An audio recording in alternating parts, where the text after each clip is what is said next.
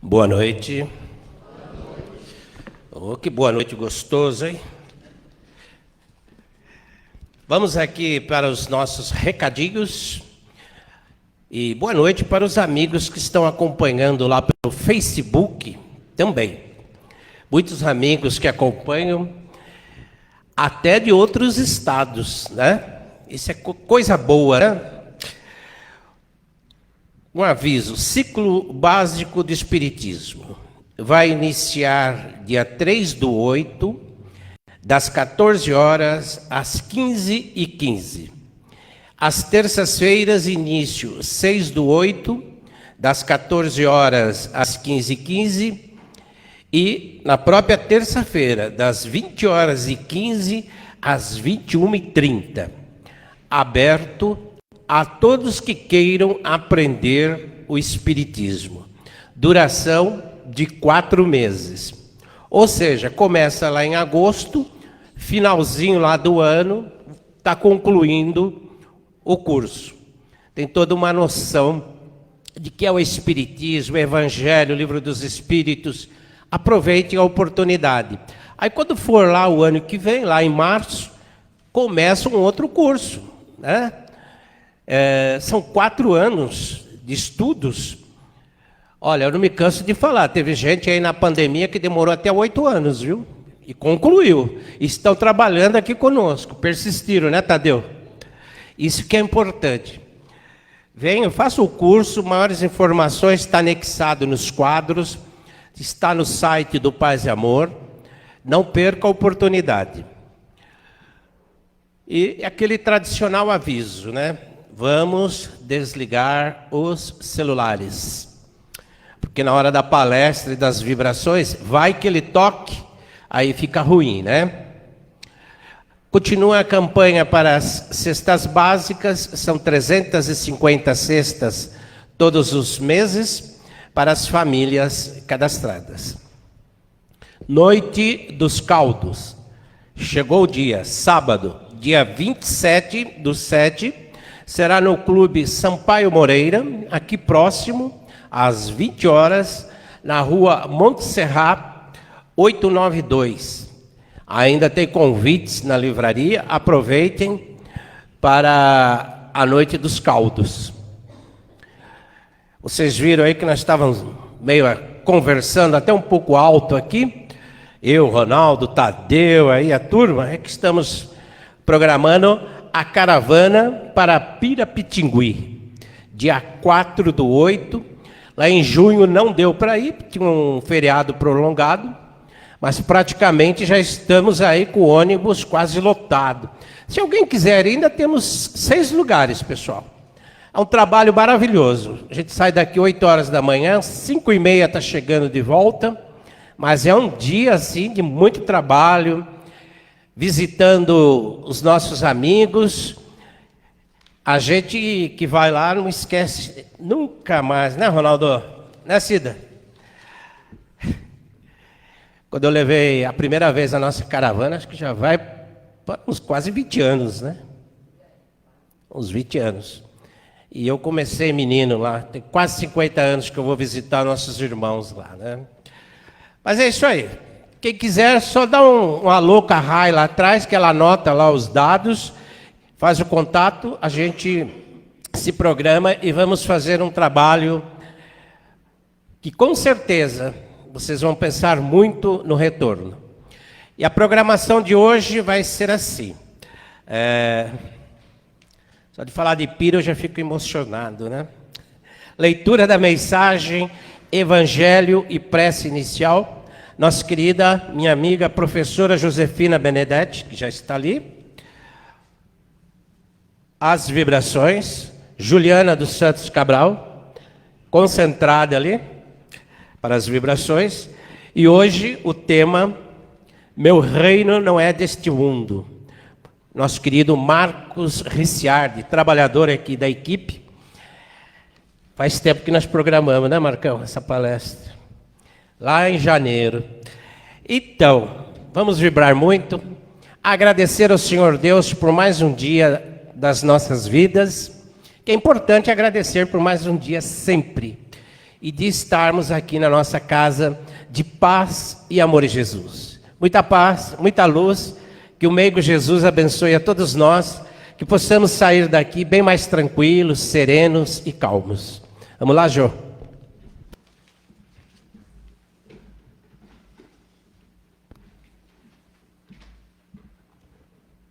Boa noite a todos. Do livro Vigiai e Orai, de Carlos Bacelli, pelo irmão José. Aceita-te. Aceita-te como és, procurando melhorar. Não te acomodes na imperfeição. Todos somos o que somos, mas todos devemos ser mais.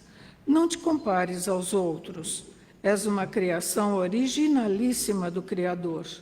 Tens potencialidades semelhantes às de todos os seres. Não és melhor nem pior do que ninguém.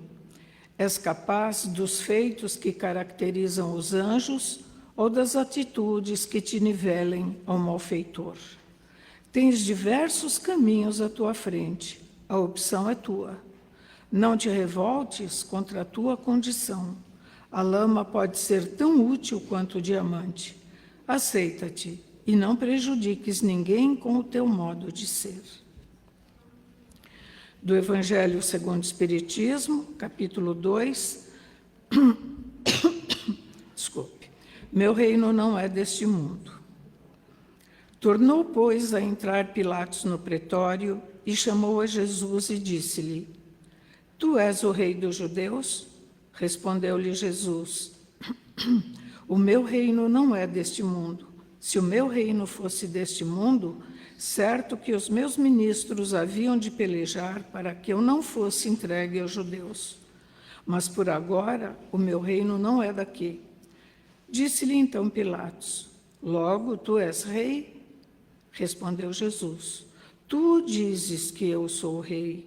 Eu não nasci nem vim a este mundo senão para dar testemunho da verdade. Todo aquele que é da verdade ouve a minha voz. João, capítulo 18, 33 a 37.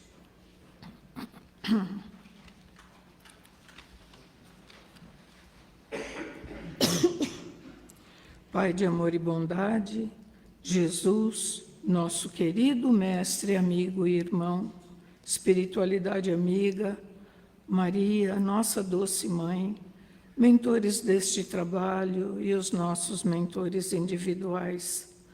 Agradecemos imensamente por mais esta oportunidade, por mais este encontro semanal, e reunidos em teu nome, Mestre, pedimos as suas bênçãos e que nos fortaleça na fé e no propósito de trabalharmos em nós as nossas inferioridades. Que as palavras que o nosso companheiro palestrante irão nos trazer possam nos fazer refletir e colocá-las em prática. Mestre, que nesta noite estejamos serenos, equilibrados, com o coração cheio de amor, caridade e perdão, para que possamos receber todas as bênçãos que nos serão doadas. Que assim seja.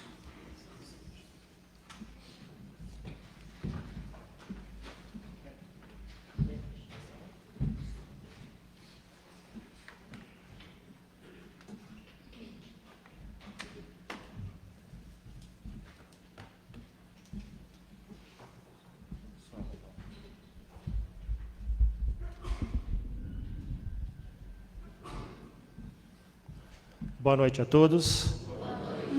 Alguém na casa pela primeira vez? Tá, seja bem-vindo, tá? Qualquer dúvida que vocês tenham com relação ao trabalho, à casa, só procurar um dos trabalhadores aqui, tá? Fiquem à vontade. Então, hoje nós vamos conversar um pouco sobre esse capítulo do Evangelho.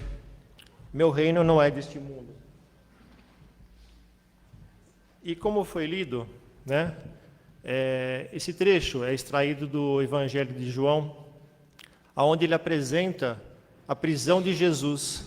Jesus foi preso e foi levado pelos fariseus ao pretório que ficava na cidade de Jerusalém. O pretório era a sede administrativa do governo romano, do governador, que no caso era Pilatos. Então esse trecho do Evangelho, ele narra essa conversa entre Pilatos e Jesus, e foi durante o seu julgamento. E com certeza foi o julgamento mais difícil que nós podemos observar, porque ele colocava frente a frente Jesus com a sua elevação moral, com a sua preocupação com o mundo espiritual, com os seus ensinamentos de amor, de paz, de mansuetude. E do lado oposto, nós víamos a posição do homem da terra, o homem que se preocupava com a matéria, logicamente não tinha ainda a informação da espiritualidade, então ele só entendia o que era do mundo, o que era da matéria. A visão de Pilatos, ele via apenas o mundo de egoísmo, de materialidade, ele não via a espiritualidade que estava ali presente a ele. Então, se a gente observar nesse trecho do Evangelho, nós vemos que Jesus diz a Pilatos que o reino dele não era deste mundo. Ele enfatizava isto, que esse reino dele fosse desse mundo, os seus ministros haveriam de lutar para livrá-lo da prisão. E ainda que ele veio a este mundo para dar testemunho da verdade. Então, na sequência desse trecho do Evangelho, o Kardec ele faz uma colocação que é a seguinte: por essas palavras, Jesus se refere claramente à vida futura, como o fim a que se destina a humanidade e como deve ser uma das principais preocupações do homem sobre a terra. Todas as máximas se referem a esse grande princípio. Sem a vida futura, com efeito, a maior parte dos seus preceitos de moral não teriam nenhuma razão de ser. Vamos parar um pouquinho para tentar compreender essa colocação de Kardec. Como é que ele chegou à conclusão que Jesus falava da vida futura? Jesus é um espírito puro, e como espírito puro, não necessita mais reencarnar. Se ele não precisa mais reencarnar, não precisa mais de um corpo material para viver, para se relacionar. Portanto, viverá para sempre como espírito, como ele foi criado. Ele foi criado assim como nós, simples e ignorantes. Passou pelo processo evolutivo, assim como nós estamos passando, e alcançou o patamar de espírito puro. Portanto, nos faz concluir que a vida a qual Jesus se referiu na conversa com Pilatos é a vida espiritual, que para ele já é uma realidade, mas para nós será o nosso futuro. Quão longe está esse futuro de nós? Não sabemos, porque vai depender do esforço de cada um. Somos seres espirituais, vivenciando no mundo da matéria. Então fica a pergunta: se somos seres espirituais, por que necessitamos passar pela vida material? Aí nós vamos, no Livro dos Espíritos, na questão 196, Kardec faz a pergunta aos Espíritos da Verdade. Só podendo os espíritos melhorar-se pelo sofrimento e as atribulações da existência corporal, segue-se que a vida material seria uma espécie de prova ou depuração, pelo qual devem passar os seres do mundo espiritual para chegarem à perfeição? E o Espírito da Verdade responde: sim, é bem isso. Eles melhoram através dessas provas, evitando o mal e praticando o bem.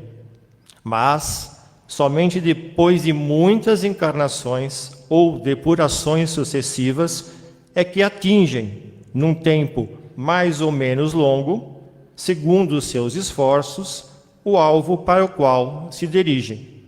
Então, como eu falei lá atrás, o tempo que nós vamos chegar nessa vida futura vai depender de cada um de nós. A passagem pela vida material nos proporciona aprendizados que nos auxiliarão na nossa caminhada evolutiva. São conhecimentos e percepções que farão parte do nosso progresso. Outra colocação importante de Jesus na parte do Evangelho é para dar testemunho da verdade. Num processo judicial, a gente sabe que a testemunha, ela vem para quê? Para descrever aquilo que ela viu. Ela não vem criar uma nova verdade. Ela vem para testemunhar o fato, o que ela presenciou. E era o que Jesus estava fazendo. Ele veio para nos falar aquilo que ele já conhecia. E o que é que ele já conhecia? Ele conhecia todo o caminho do progresso do Espírito, desde a sua criação simples e ignorante, até chegar a Espírito puro. Jesus já percorreu todo esse caminho. De novo, no Evangelho, segundo o Espiritismo, nós encontramos... Opa, desculpa.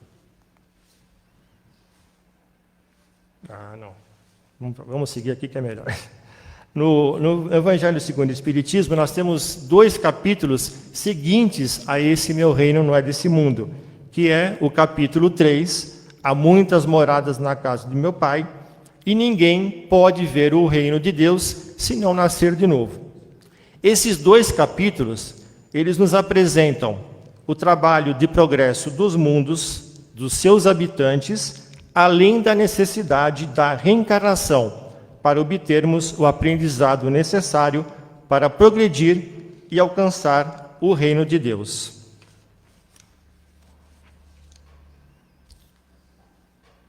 O planeta, ele está em transição, né? Nós estamos partindo para o mundo de regeneração. Então, nós estamos já passando por uma fase evolutiva, deixando provas e expiações, aonde impera o mal, passando para a regeneração, que é uma fase do planeta, ainda existe o mal, mas prevalece o bem. Então nós estamos caminhando para isso, para essa nova fase de mundo de regeneração. Só que quando alcançarmos o reino de Deus, que é a nossa proposta, estaremos aptos ao reino de Jesus se referiu, que é o quê? O reino espiritual. Quando falamos no reino de Deus, algumas pessoas e nós mesmos temos a sensação de que o reino de Deus é um local físico para onde possamos ir. Mas, na verdade, esse reino é uma conquista íntima. Ele está dentro de nós e vai de acordo com a nossa transformação moral. A gente pode fazer parte desse reino de espírito puro sem ser puro ainda. Por quê? Porque se não pudesse, Jesus não viria aqui falar para nós.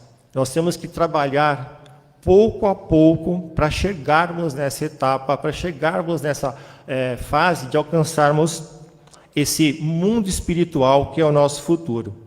Porque à medida que vamos ampliando a nossa consciência e fazendo as mudanças necessárias em nós, começamos a nos habilitar para o reino, que é uma construção individual.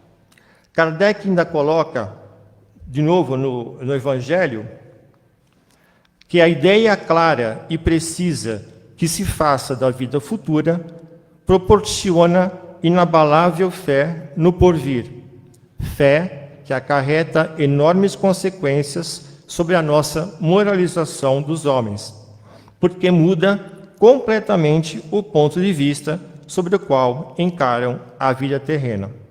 Então, se entendemos que a vida espiritual, que é a vida futura, é uma vida grandiosa, a vida terrena passa a ser alguns minutos de preparação para essa vida. Porém, é curioso vermos que a maioria de nós, concentra as ideias na vida presente e não na vida futura. A vida futura não faz parte dos nossos ideais. Interessante que a maioria de nós, a maioria da humanidade, estamos preocupados em construir a nossa felicidade no momento. A gente ainda não coloca as conquistas espirituais como a mais importante para nós. Por quê? Porque nós somos imediatistas e não temos paciência de construir isso ao longo da nossa jornada. Antes, nós não tínhamos noção do mundo espiritual. Ainda era tudo muito distante. Porém, os espíritos comandados por Jesus fizeram um grande trabalho juntamente com Kardec, nos esclarecendo, através da doutrina espírita, que somos espíritos criados por Deus, que ainda encarnamos em corpos materiais e, quando desencarnamos, regressamos para o nosso mundo verdadeiro, que é o mundo espiritual.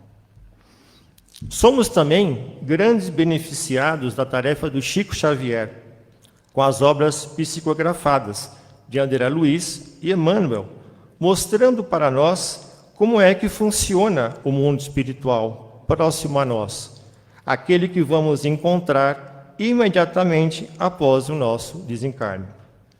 Temos ainda a mensagem de um espírito protetor no Evangelho segundo o Espiritismo, nos lembrando que quando estamos encarnados, devemos viver a vida como os homens do nosso tempo, porém, sem esquecermos de trabalhar para a vida espiritual.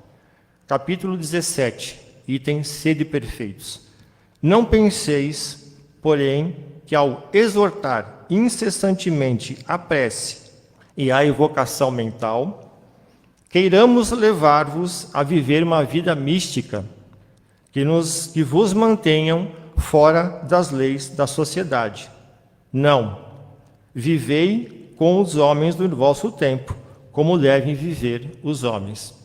Então, o que eles colocam aqui, que nós devemos ter a preocupação com a vida espiritual, nós devemos nos elevar, fazer nossas orações, nossas vibrações, porém, por estarmos no mundo material, que possamos viver como os homens do mundo material. Nós temos que viver no mundo material sem viver totalmente no mundo material. Essa mudança de ponto de vista é crucial para a nossa mudança. Pensar no reino de Deus que Jesus veio anunciar e que ainda é neste mundo é dar um passo adiante na nossa realidade. É começar a se preparar aqui na vida material em função da vida indefinida, ou seja, que não tem fim, imortal. Por quê? Porque nós somos espíritos criados por Deus, viveremos para sempre. Então fica a pergunta: nós estamos trabalhando nosso aperfeiçoamento moral que nos auxilia a construir em nós o reino de Deus? Será que estamos trabalhando? E como é que fazemos esse aperfeiçoamento moral? É fazendo a nossa reforma íntima. A gente vem na casa, nas palestras, e ouve muito essa expressão, reforma íntima. E o que vem a ser a reforma íntima? É um processo contínuo de autoconhecimento, de transformação moral, para nos tornarmos melhores. E, por consequência, transformar o mundo que está à nossa volta. Eu não sei porquê, mas se vem aqui em cima dá uma sede.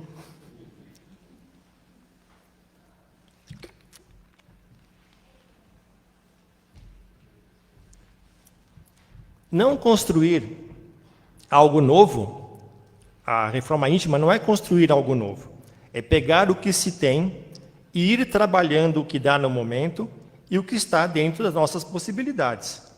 Porém, a reforma íntima, ela é individual e intransferível, cada um faz a sua. Somos hoje a somatória de todas as nossas encarnações. Construímos uma trajetória em que as experiências se somam, nos enriquecendo a sabedoria, e hoje estamos na nossa melhor encarnação. As pessoas até podem duvidar disso, mas nós chegamos até aqui, passando por todas as provas e expiações que tivemos que passar, e estamos numa condição hoje de poder passar pelas provas que nós estamos passando ou que vamos passar ainda. Porque, como eu falei, nós somos uma somatória de vidas, de experiências, de emoções, e tudo isso nós carregamos em nós e nos auxilia a enfrentarmos as dificuldades que temos que enfrentar hoje. Temos virtudes, temos defeitos, e por estarmos ainda no mundo de provas e expiações, temos com certeza mais defeitos do que virtudes. A doutrina nos ensina que temos que progredir, e progredir é trabalhar na nossa melhora como espírito e, consequentemente, como ser encarnado. E o que geralmente escutamos? Nessa encarnação eu não consigo, vou deixar para a próxima. Não deixemos para a próxima reencarnação. Comecemos a trabalhar nesta reencarnação. Ninguém está pedindo para nós nos tornarmos santos, porque numa única encarnação é muito difícil uma transformação total, mas para nos esforçarmos a trabalharmos o que tiver dentro da nossa possibilidade.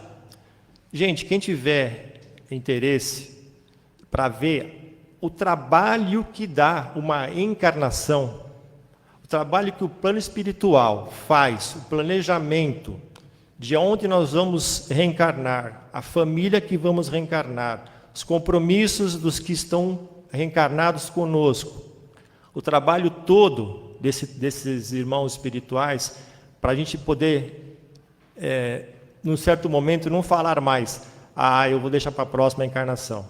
Porque o trabalho que nós damos para reencarnar, para nós podermos ter sucesso, é muito grande. Quem tiver interesse, no livro Missionários da Luz, é um capítulo que narra sobre uma reencarnação. No caso, é o irmão Segismundo. Quem tiver interesse, pode buscar lá e ver a complexidade da reencarnação. Para darmos início à nossa transformação moral, antes de qualquer coisa, precisamos do autoconhecimento e depois de humildade. E por que humildade? Porque geralmente enxergamos que somos perfeitos e quem precisa mudar não sou eu, é o outro. Como andam nossos pensamentos? Como andam as nossas atitudes?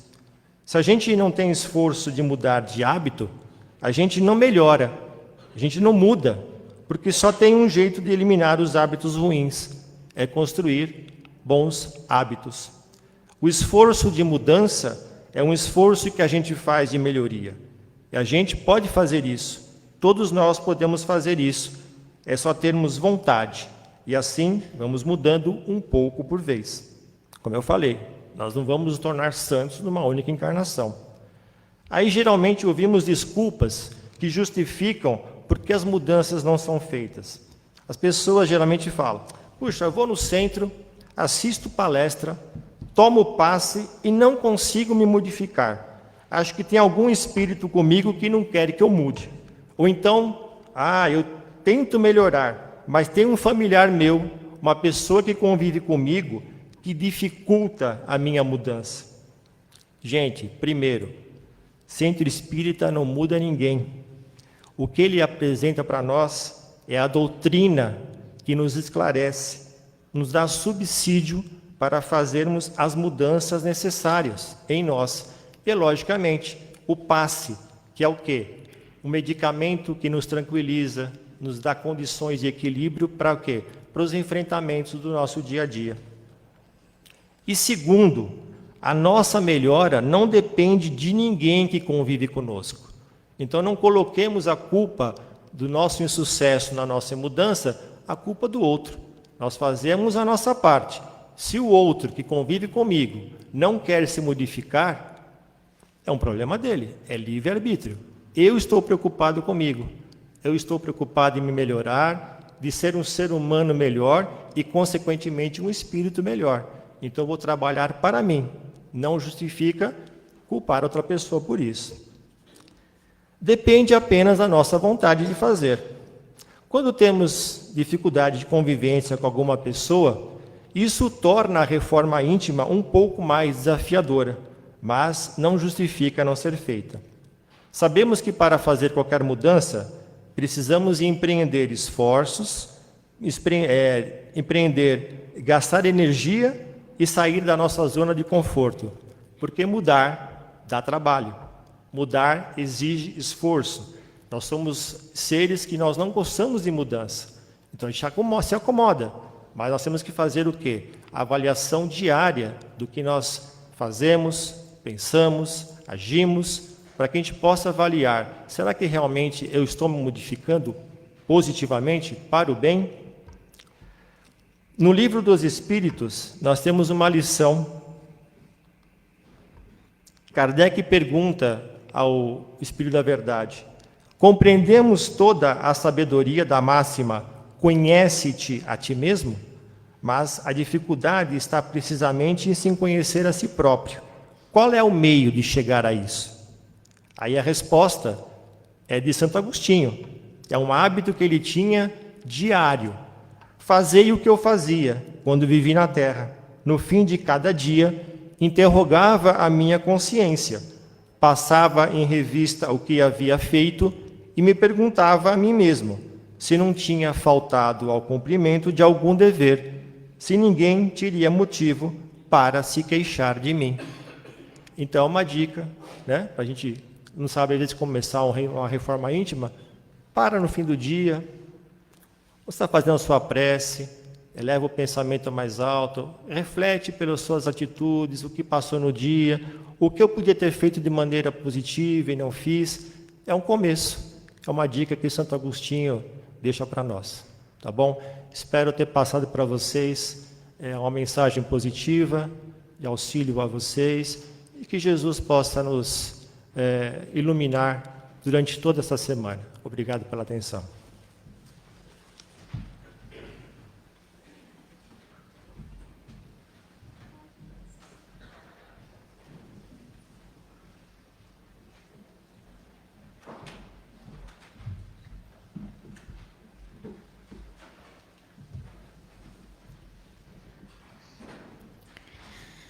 E agora, sintonizados com essas energias de amor que se formaram nesse salão, por essa maravilhosa palestra do nosso amigo, que essas palavras possam calar fundo nos nossos corações.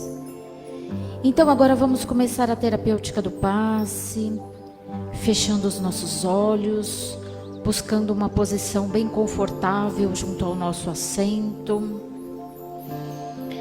Os médios começam agora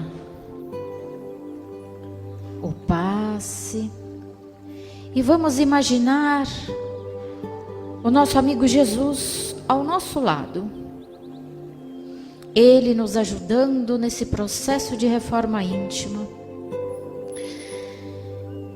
E essas luzes se acendem no nosso centro de força coronário, que é o centro de força responsável pela conexão com essa espiritualidade amiga, esse centro de força que fica no topo da nossa cabeça, para que possamos ter essa conexão, essa comunicação com essa espiritualidade que sempre nos abraça, nos acolhe e está do nosso lado. E essas energias vão descendo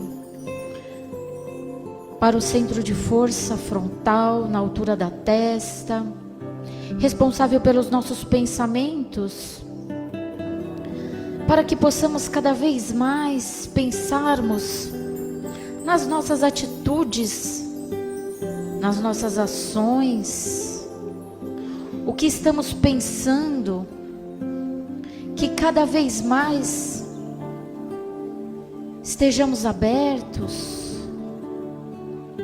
aos pensamentos edificantes, ao nosso melhoramento, à nossa reforma íntima.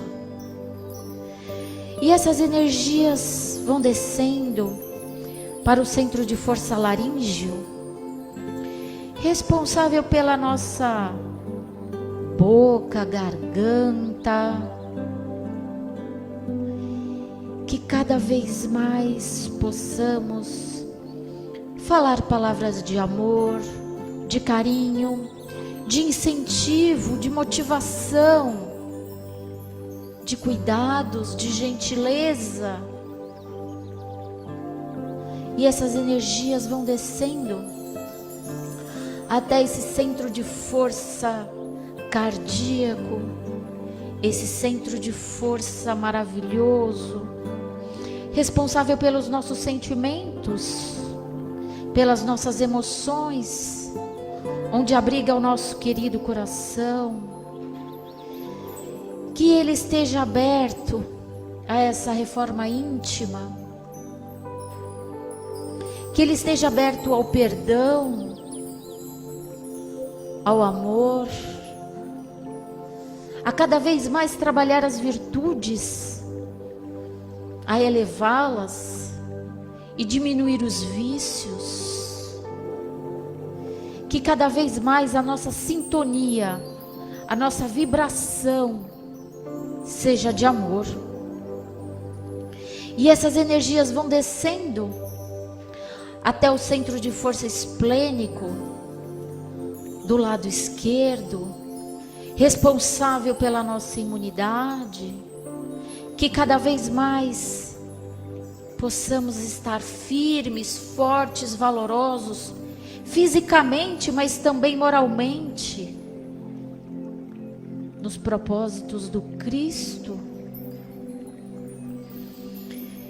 E essas energias vão descendo até o centro de força gástrico, retirando miasmas, retirando energias, sensações que não nos fazem bem, que acumulamos no dia a dia, nas situações de estresse, de nervoso, de ansiedade, de angústia.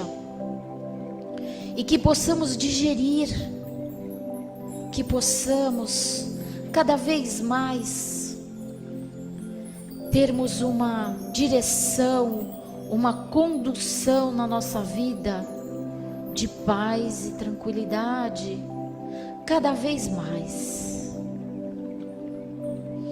E agora descendo, essas energias vão descendo até o centro de força genésico, centro de força responsável pelos órgãos reprodutores, esse sistema co-criador,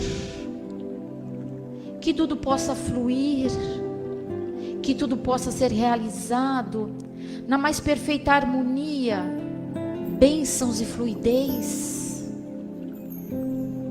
E essas energias vão descendo pelas nossas pernas, dando a volta pela sola dos nossos pés, subindo pela parte posterior das nossas pernas e subindo vértebra a vértebra.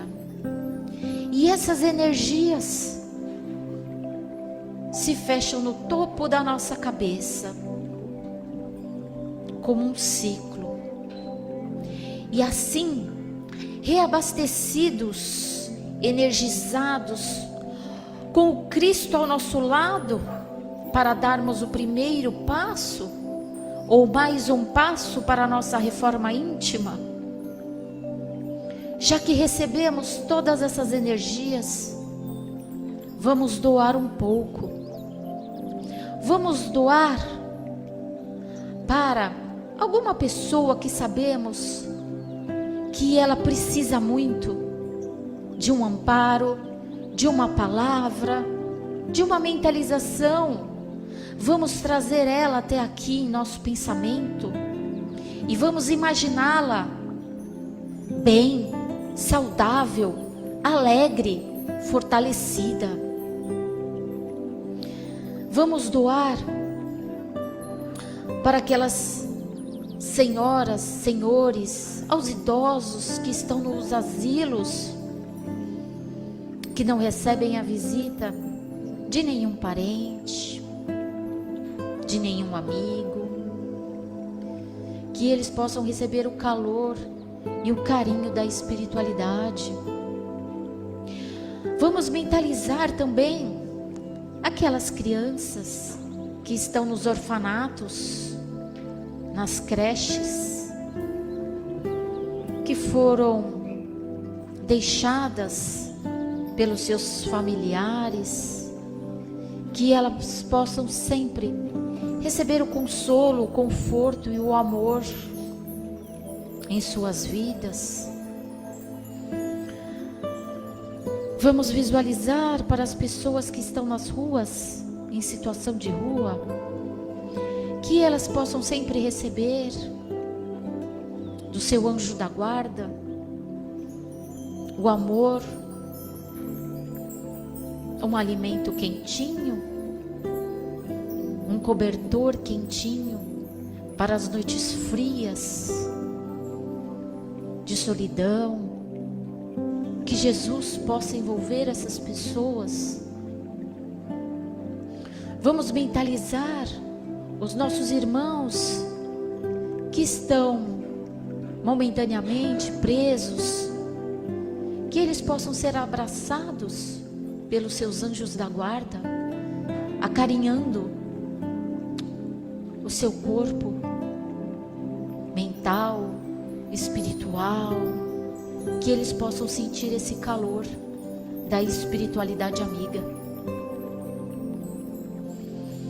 E vamos agora vibrar pelas nossas águas. Se você não trouxe a sua água, não tem problema. Visualize a garrafa de sua casa, sua torneira, um copo d'água. E vamos imaginando essa equipe espiritual,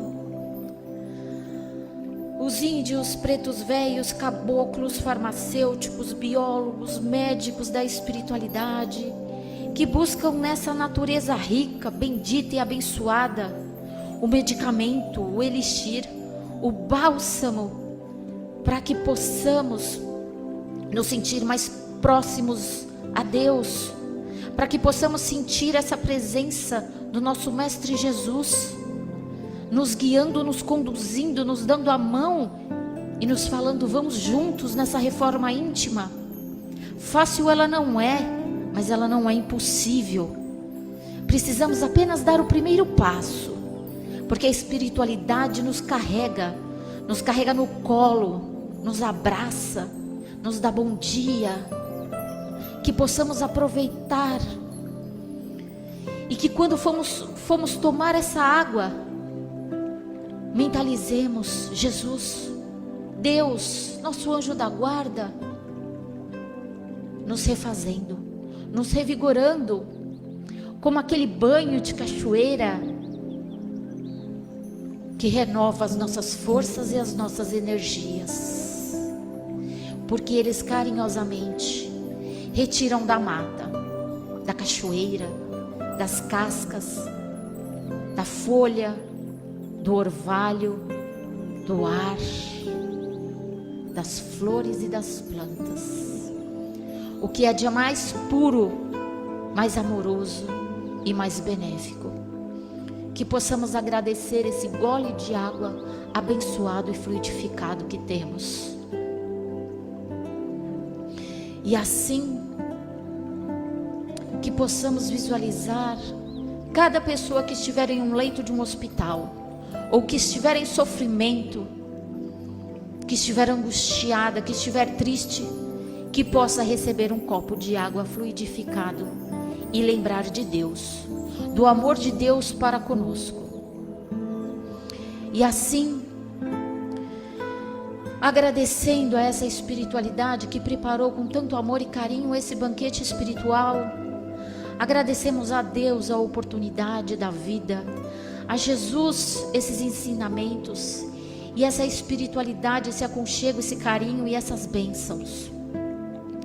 Agradecemos ao Dr. Bezerra de Menezes e ao professor Eurípides Barçanufo que nos convida incessantemente ao caminho dessa doutrina tão abençoada e bendita.